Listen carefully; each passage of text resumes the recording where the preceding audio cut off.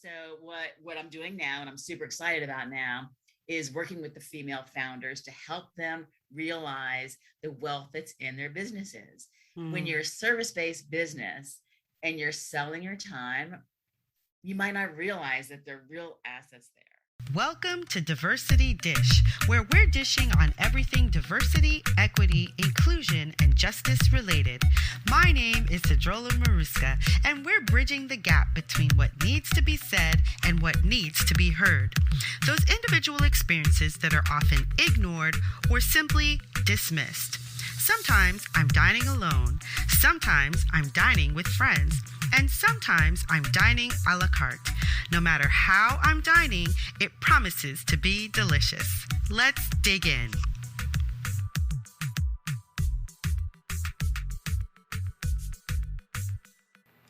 Erin Austin is a consultant and lawyer who combines her 25 plus years of practicing law, including roles as COO and general counsel at IP-driven companies, to help the founders of expertise-based firms build and protect saleable assets so that the business is ready to sell when the founder is ready to exit.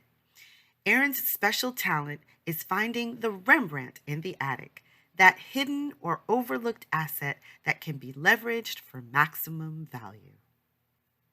Welcome back to Diversity Dish. My name is Sedruola Maruska. I am your host. And today, my guest is Erin Austin. How are you, Erin? I am fantastic. Thank you so much for having me on. I'm so happy to have you on because as we were talking before we got on live, we're going to be talking about something that is very near and dear to both of our hearts and very important for the society at large. And that's just exactly what I love to have on Diversity Dish. So I'm thrilled to have you here. So, but before we get into all of that conversation, I would love for you to answer this question for me. What is it that you are most passionate about right now?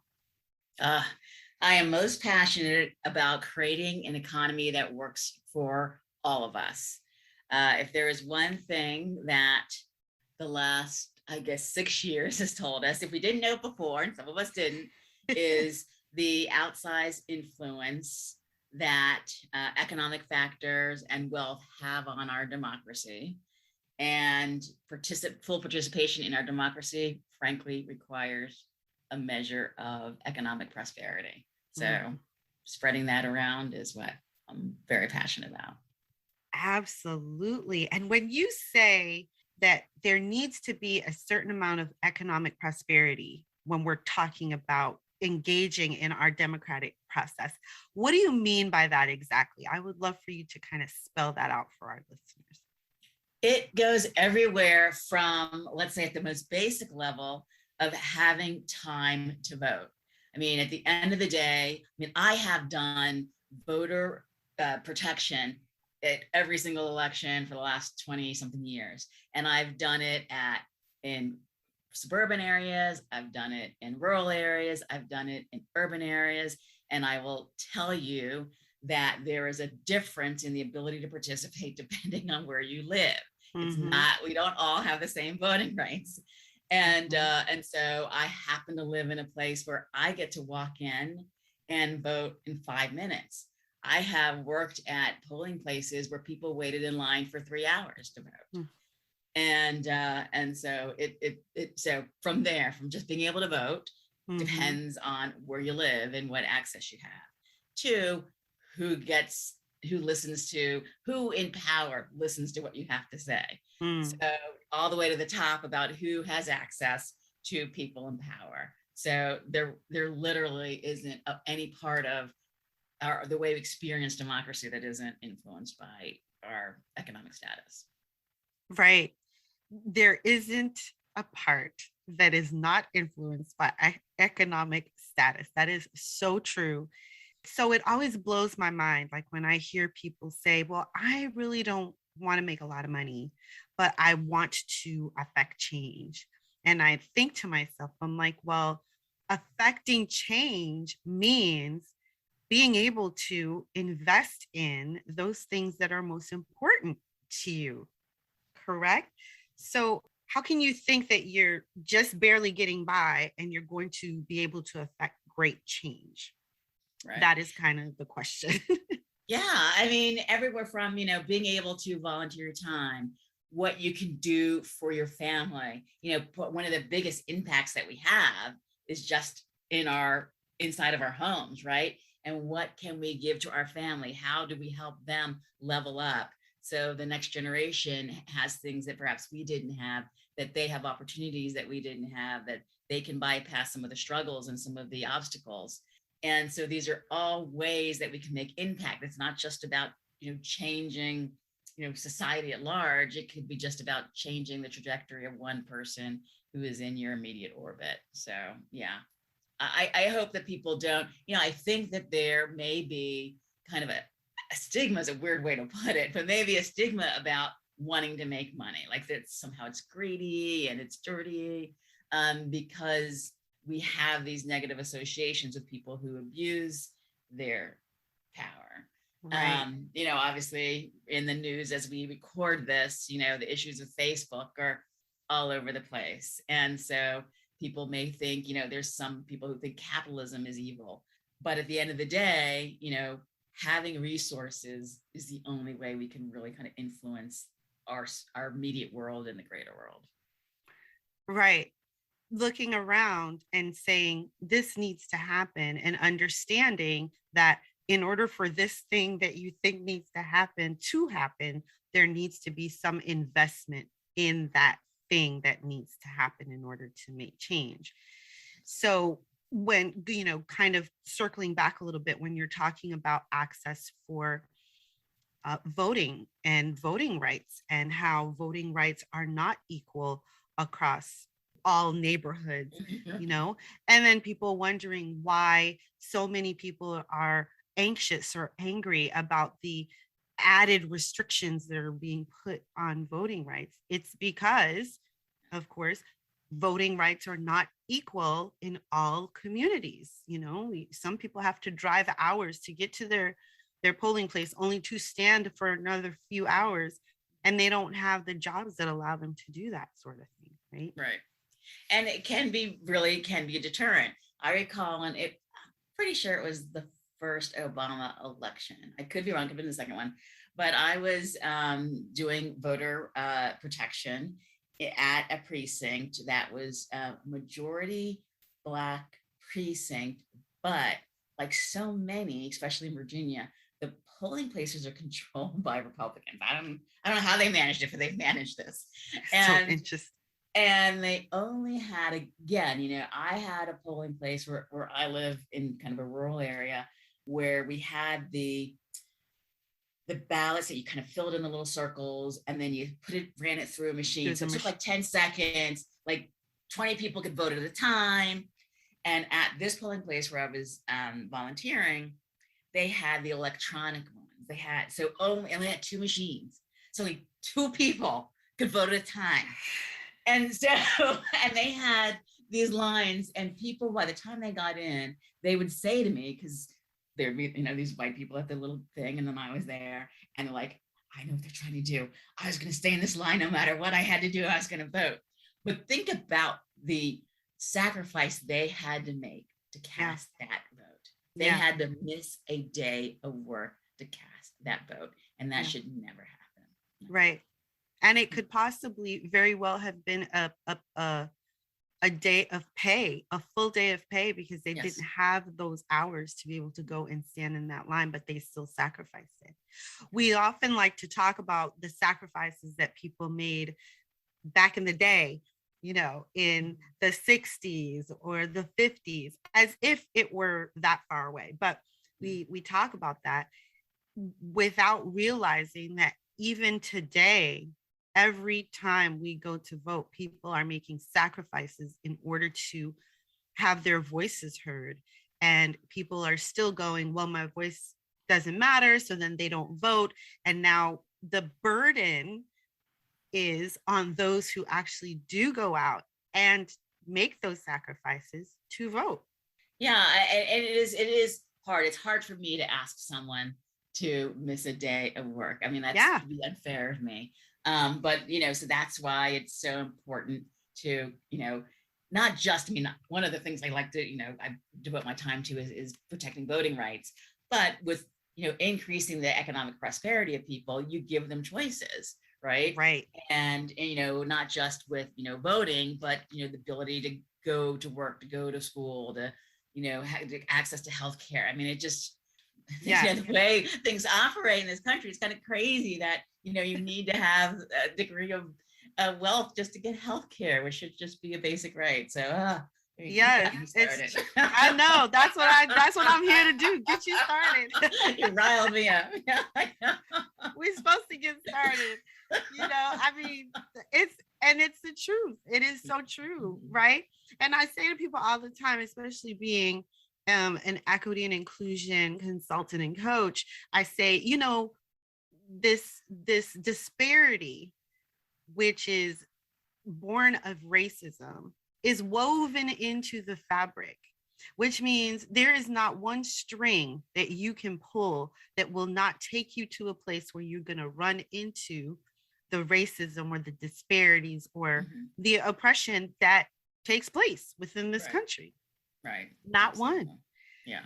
So when right before we started talking, we were talking about wealth, and we were talking about wealth in the hands of women and why that is so important. So I want you to help us understand, because I probably can say it and people don't hear it, but you might say it and the same person would go, oh my goodness, I heard this, Erin Austin.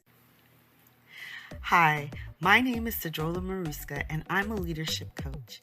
I give business leaders the confidence and tools to have conversations about equity and inclusion to improve culture, increase productivity, and decrease attrition. All this I do through my Leader Builder coaching program. If you'd like to know more, please go to diversitydish.com.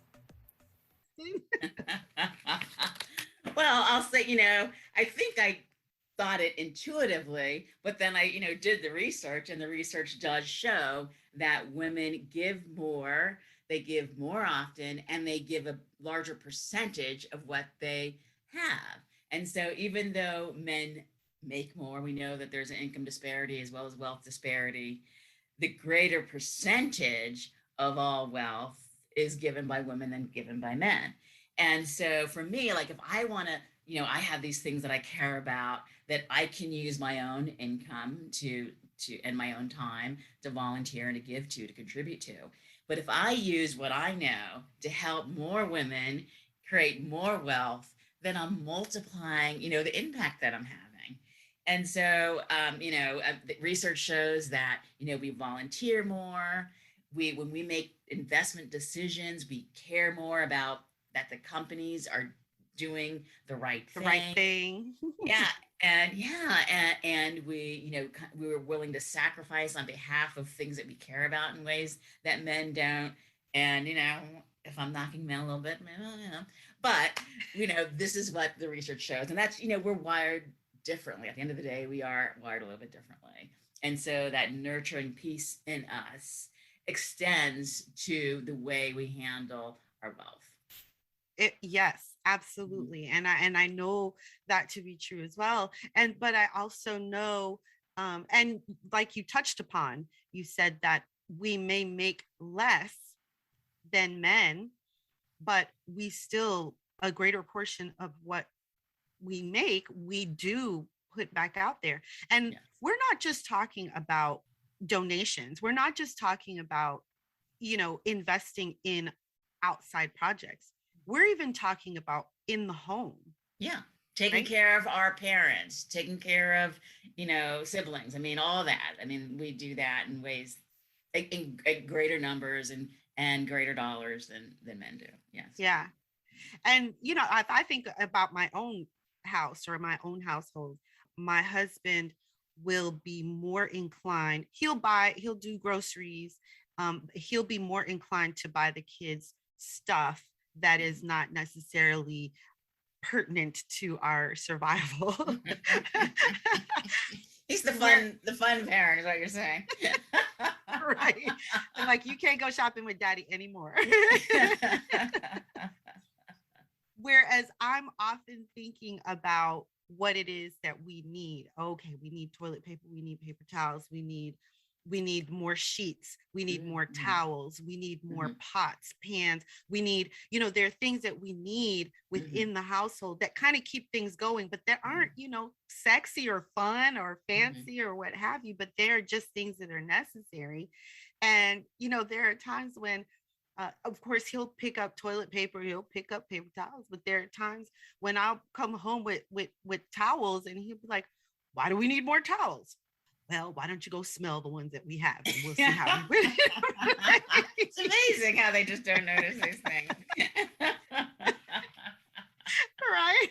And so it's kind of, I mean, it's that way, and then that kind of thing kind of goes outward. It expands Yes. outward. Mhm, Right? So tell us a little bit about what it is that you do and how you do it, and most importantly, why you do it. Although I think you've already touched on that, but you mhm. can reiterate. Yeah, yeah. So I work with the female founders of B2B service-based businesses. And I came to this, I've spent a career working with big companies in the intellectual property space. And so, and I kind of happily went along with it. It was easy, and I had my clients, and was raising a child who's now 15. And then along came a certain president whose last name is Trump, and I, kind of, and I was like, and I'm like, how do we? And in fact, I was inspired by something that Michelle Obama said when she said, "When they go low, we go high."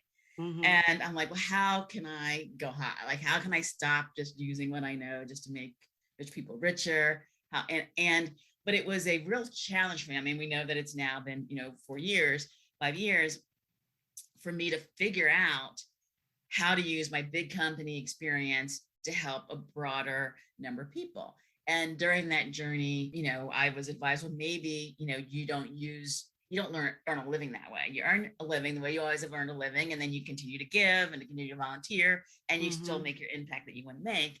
Mm-hmm. And okay, but then I just knew that I really wanted to figure out a way to more directly impact the people that I care about. And so what I'm doing now, and I'm super excited about now, is working with the female founders to help them realize the wealth that's in their businesses. When Mm-hmm. you're a service-based business and you're selling your time, you might not realize that there are real assets there. If all you're doing is selling your time, well, what happens when you stop working? Is there still a business there that you can sell? And honestly, the best way to create wealth, generational wealth, is through business ownership. We know ownership is the key to wealth, right? Whether Mm-hmm. it's real estate or stocks or a business, ownership is the key to wealth. And Mm-hmm. for many of us who are entrepreneurs, our business is the most valuable thing that we own. And Mm-hmm. so we need to make sure that we protect it. And so I help the female founders do that, identify the assets, protect those assets, and build a business that could be sold someday, and therefore create wealth for themselves and for their families. I love it. Wow, I need to talk to you offline. But but and so yeah, that covers your why, and that covers exactly what you do. And how long have you been doing this? You said about 5 or so Well, years. I've been working on the transition. Okay. I am a lawyer. That is, Mm-hmm. I am a lawyer, and Mm-hmm. so now what I also do is work specifically with these female entrepreneurs to help them. It's more strategic. Mm-hmm. So we're not just, yes, I still do contracts, but I also make sure that we are identifying those assets, protecting them, working on the business model. If their business model is billing by the hour, that's not going to do it. We work on that business model to make sure that there's leverage built into the business, meaning that the business can run without them, and then also working on their positioning. Like many service providers, if they're generalists, and I tend to work with consultants who are generalists, and it is very hard to break out of the noise when you kind of do all things for all clients.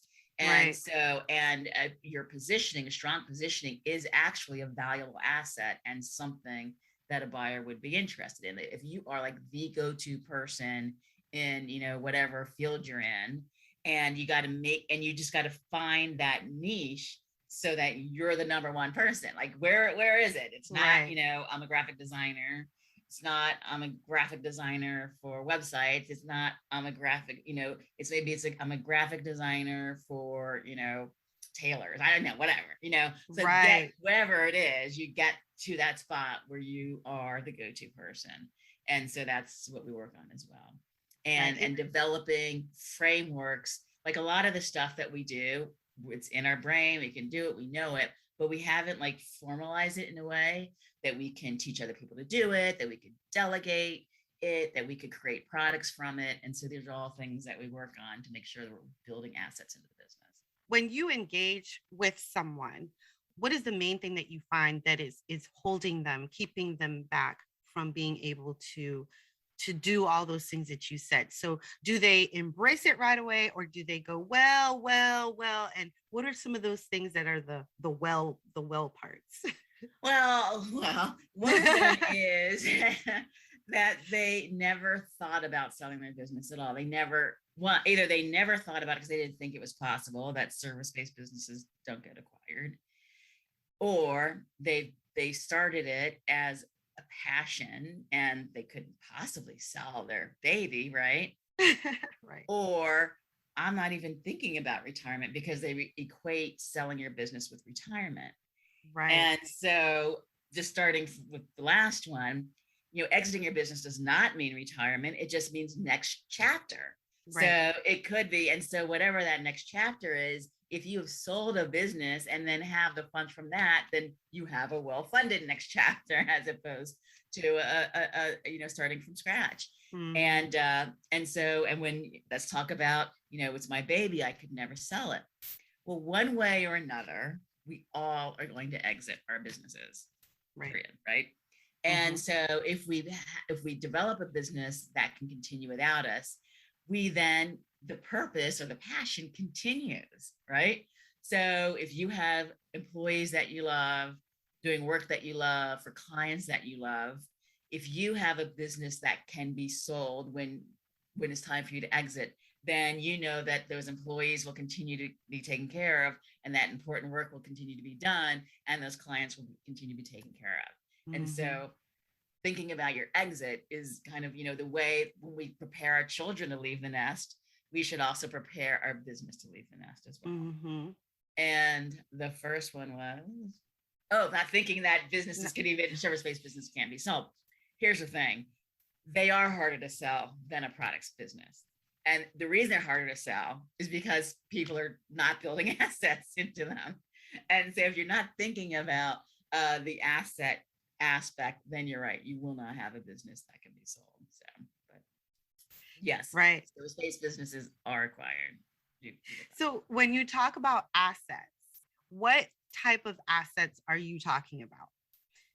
So I'm talking about intellectual assets, and I'll use the term intellectual property only briefly, only because that's a subset of the assets that I'm talking about. So intellectual property are your copyrights, your trademarks, your patents, and your trade secrets. But those are fairly narrow category of assets. So we can have things in our business that may not fall into those categories.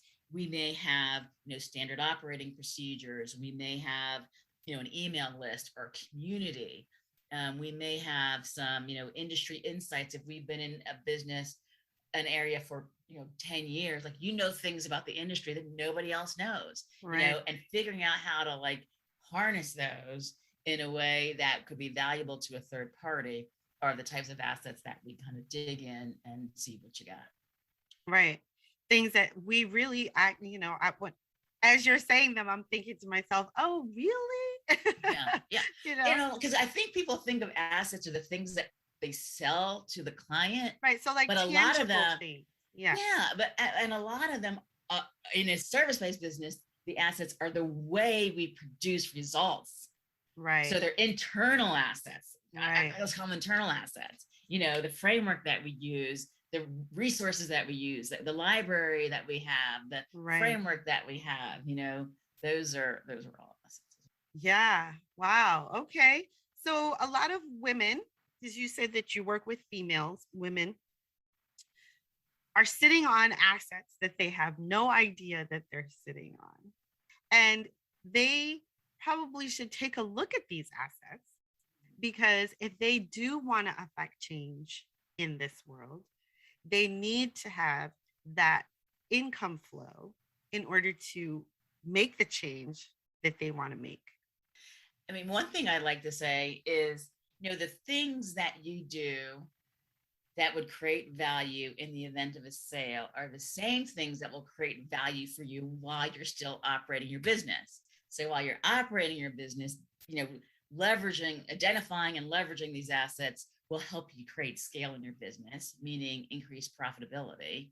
And those are the same things, of course, that would be valuable when you're ready to exit. Wow. So I know you told us a little bit about when you started, and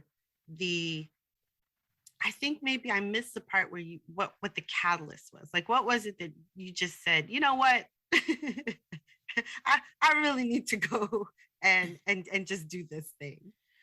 Well, it evolved, honestly. I wish I could say there was a moment, because trying to figure out, like, how do I translate what I know and do, like I've been doing every day for the last 20 years to this other thing, took some time, and it was an education process for me and my audience, because I did start talking about things like intellectual capital, and people are like, what?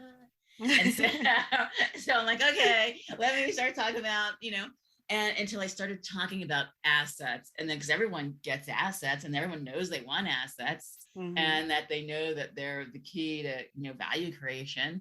So once I kind of started talking about assets, then kind of things all clicked. So, but the catalyst for wanting to make that transition from the big company work to a broader scope was definitely just really recognizing the need to have more participation, meaningful participation economically in our democracy. That's kind of really what it was. Yes, absolutely.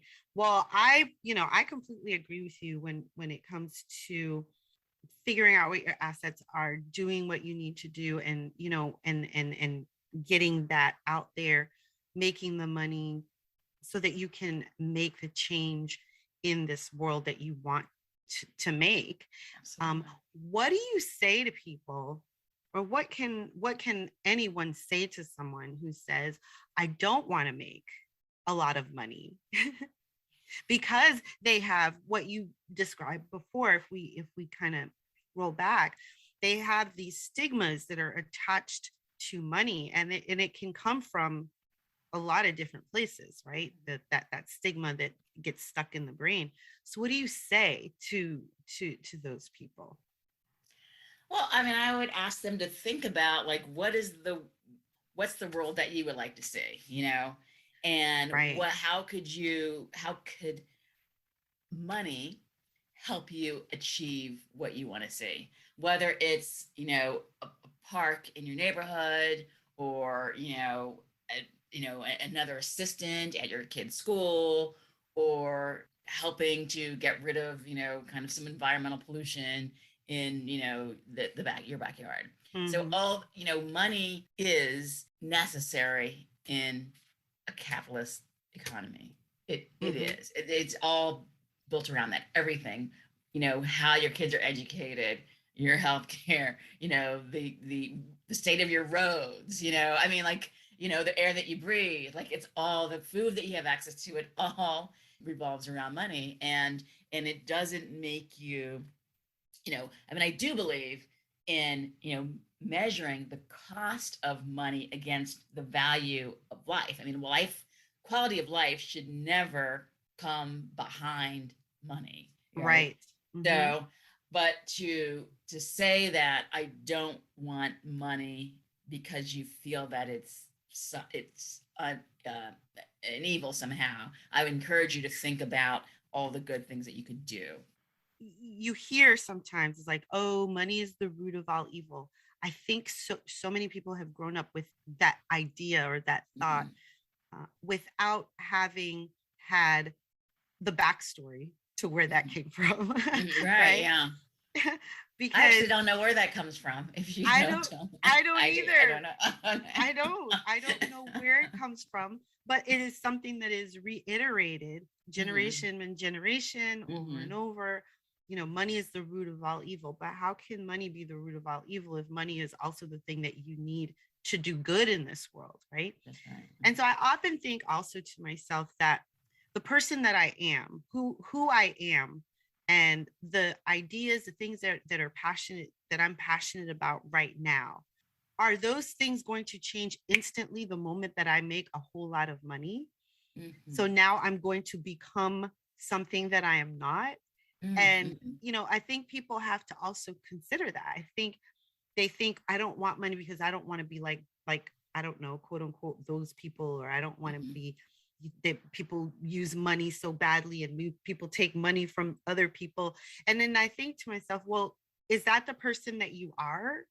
And do you think that that's what's going to be? Because I think that the more money you have, the more magnified your person is more magnified, Right. right? You So, become more you. You don't change. You just, right, yeah, yes. right. So maybe it's that they know something that we don't, and they know. But you made a good point about peer groups. And it could be that if you don't have a peer group that is in in a different economic status, like Yes, it may seem like almost like losing who you are, like to change. And that's not a small thing to consider, to making right. sure that you have that a peer group when you change, if you know, Yes, it is. It's not a small thing. And yeah. it's very interesting when you say that. It triggered my memory from this morning. I did a meditation, and my meditation is about getting rid of a scarcity mindset, Mhm. right? And in this lesson, because it's kind of a 30-day thing, but in this lesson, the instructor was talking about how there are things that we need to let go of. There may be people and things that we need to let go of in order to not be around and not maintain a scarcity mindset.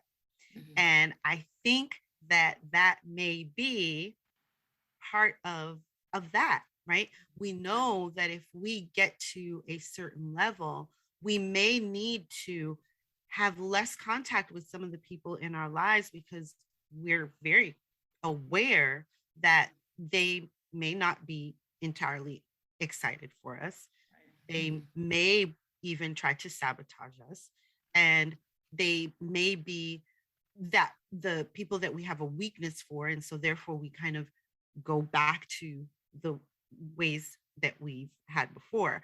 And so it's important to, as you're gaining this wealth, or as you're preparing to package your assets to sell them so that you can move to the next chapter, that be a consideration as well, that you connect with people who are maybe where you want to be, a little bit higher than where you want to be, so that you can go, hey, Right. coming Absolutely. with you. Right.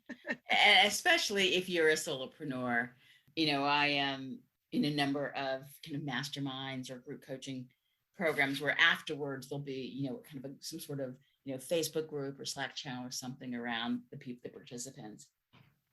And a lot of the women, all women mostly, and the women really kind of feel like they don't have kind of a peer group among their personal contacts, and so being part of those masterminds or groups are so important to them to help them, one, to bounce ideas off of, like literally just business ideas, but also to kind of feel like it's okay to you know think about business and want things and to go for things, and it gives them permission to kind of, be business driven, Right. Mhm. And isn't it interesting? I think that as women, we need permission, or we feel that we need Mhm. Yeah, permission that's for true. so many things. Whereas men, they just like, I'm gonna just go do that and I'll see what happens. And don't you need to ask? Who do I need to ask? I don't need to ask anybody. That is so true. That is so true. Yeah. It really is, isn't it? I remember I was watching a YouTube video, and this woman was talking about selling, and she was she said, so a man creates a widget, right? He creates a widget, and he looks at the widget and he goes, that's a pretty cool widget. I think I should sell it. And so he goes to someone and he goes, hey, look at my widget. And the person goes, hey, that's pretty cool. He says, here, you want to buy it? And the guy says, yes. He's like, okay, well, it costs this much. And the guy says, okay. And they sell it, and that's it. A woman will create a widget. And we're talking about our assets now. So we'll create our assets and we'll go, wow, that's a pretty good asset. And then you say, but well, and then we start thinking about it. Well, I don't know. It doesn't seem to have the right number of sentences, or there aren't enough quotes in here. Wait a minute. We need to have more social proof. And oh, wait, you know what? I think I'm going to play with the color. I mean, we find everything we can to create a perfect widget. And then when we've gone through all of those iterations, we go to someone and we say, look at my widget. And the person says, oh, that's a pretty cool widget. And before they can tell us how much they want to buy it for, we're like, I can discount it for you. Oh my God, that is so true. That story reminded me when I think about like all the business coaches, like that I either follow on podcast or read their, on their email newsletter list. And so much of the work when they work with women is about mindset. And I'm thinking like, do the men, I don't think they're talking about mindset. I don't think, Right. They're just talking about, tactics and things. But yeah, well, talking about mindset and making sure, we are But, not you dimming said our lights and yeah. You said it early on. We're wired differently. Yeah. And we kind of have to understand how our wiring works. And sometimes how our wiring gets in the way, how it trips us up. Yes. And we have to say, you know what, that's not working for me. I need to pull back, and I need to do more of this over here. I need to be able to say, this widget is great. I'm going to sell it right now. And if I want to make any changes, I'll make them along the way while we're going. We'll just, right? It's kind of like jump out, we'll build the parachute on our way down. Right. Sometimes we have to do that. Absolutely, we do. And, and it reminds me, like, part of, me entering the, kind of exit strategy, exit planning space is the way that women think about, their businesses is sometimes different from the way men think about their businesses. I've used the analogy of like the birth parent versus the foster parent. And it's not a perfect analogy, but, when a lot of times when men build businesses, they are explicitly thinking about the exit from the moment they create it, right? And they're trying to maximize value. They want to get the highest multiple. They want to blah, blah, blah, blah, blah, right? That's what they're thinking about. And women are thinking about, the impact and, the work and the whole thing.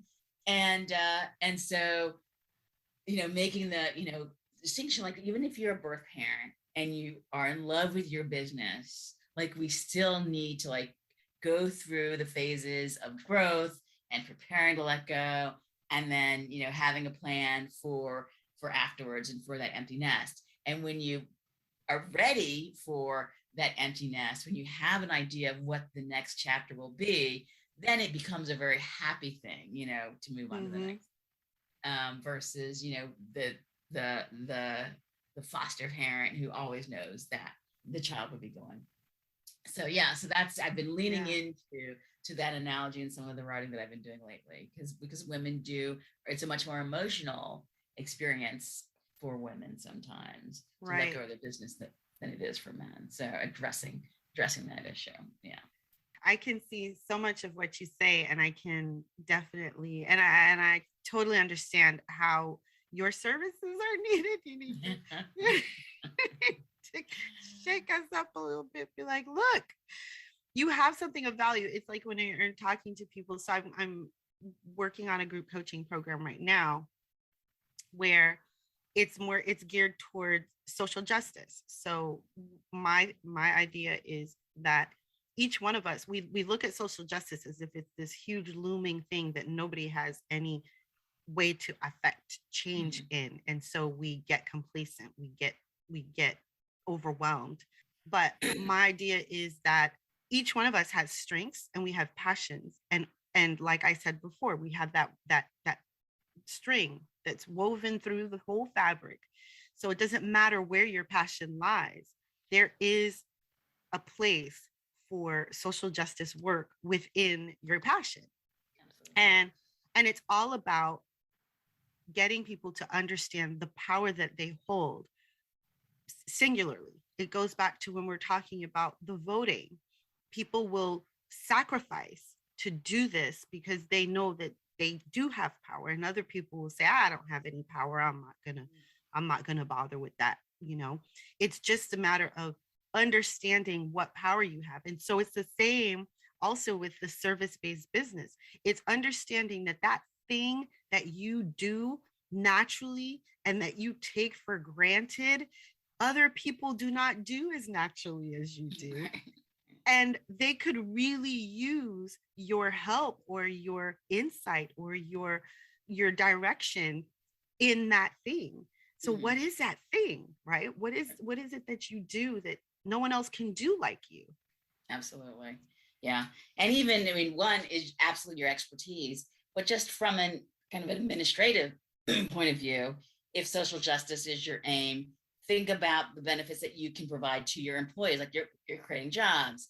Let's say, you're giving them flexible schedules, you're, organizing, volunteer activities with them. You're making sure they, have a living wage or, all the things that we want to see, like we can do that. Right, exactly. That you can create, what is it? You can put into the world that thing that you wanted or that you've always wanted and that you didn't see. And so now you can say, you know what? This is the kind of work environment I would want to work in. Right. I would want to have all those things that you just mentioned and more, and create that environment and be equitable about. Right. That right there is huge. Right. And so don't have to look at this huge looming cloud. Just look at where you are. Right. What are you teaching your children? What are you doing at home? What are you saying? What are the words that are coming out of your mouth? Yes. And do your actions support them. And do your actions support. Exactly. And so it's kind of like, to do that, create the change. And, it all takes a certain level of financial privilege in order to work. Right? People shy away from privilege. Look, there are all kinds of privilege, and money is one of them. Yeah, exactly. There's only one, right? Exactly. I mean, when you start talking about privilege, I think people think that it is only money that you're talking about. And it's like, no, we gotta break this down a little bit more, but we do want to have that. Yeah. So tell us where people can find you to work with you so that they can, create their exit strategy. Right. Well, I hang out on LinkedIn a lot. I am Erin Austin on LinkedIn, and my website is thinkbeyondip.com. And if you go there, you can sign up for my email newsletter. And also, there are a number of freebies on there, in addition to my Is There a Rembrandt in Your Attic worksheet. And basically that is helping you to see like what hidden, underutilized assets may be in your business, and it helps walk you through the process of thinking about all the things that are actually you do and produce in your business that may be an asset. So it's kind of like, the Antiques Roadshow type of, Right. yeah. So yeah. Yeah. So how much is this worth? Exactly. Nice. Well, that's awesome. Well, thank you so much. Is there anything that we may not have touched on today that you would like to have had brought forth? Well, I mean, I just want to kind of let people know that they don't need to be afraid of the process. It really isn't scary, and once you kind of just start thinking about, because these are all things you already have in your business, you start thinking about them a little bit differently, you'll see them you'll see assets everywhere. They are everywhere. So really just take the time to kind of see with a new lens, and I think it'll become very second nature and comfortable. Start thinking Right. Yeah. Just to kind of shift that mindset. And yes, yeah, it's like when you decide you want to buy a specific type of car, and now all of a sudden it's everywhere. that's exactly right. That is exactly right. Awesome. Well, before we let you go, I have to ask you my final question that I know everybody's dying to hear, and that is, what is your favorite dish, Austin? I mean, Erin. Yeah, that's okay. So long as it's not something that I cook, because I'm sadly, my mother's and everyone's around me's talent skipped me. But speaking of my mother, she made the best sweet potato pie in the world. And so absolutely sweet potato pie, anything, or also her baked sweet potatoes. So much sugar, butter, and goodness. Sugar, butter, and goodness. But yeah, there's just, that goodness is probably love, right? Yes. Sugar, butter, and goodness mixed with love. There you go. I love it. Thank you so much for being here with me, Erin. It has been such a pleasure, and I am really excited about the women who are going to reach out to you and go, tell me, show me, help me see, so that they can, make the money that they need to make so that we can make an impact in this world. Yes, love it. Yes. It has been wonderful to be here with you. Thank you. Hey, did you enjoy that episode? If so, please leave a review. It would mean the world, but only if it's a good one and you really did enjoy it. In which case, it would be awesome if you help support my work over at patreon.com/Sedruola Maruska. And finally, before you go, don't forget diversitydish.com. I'd love to work with you. See you soon.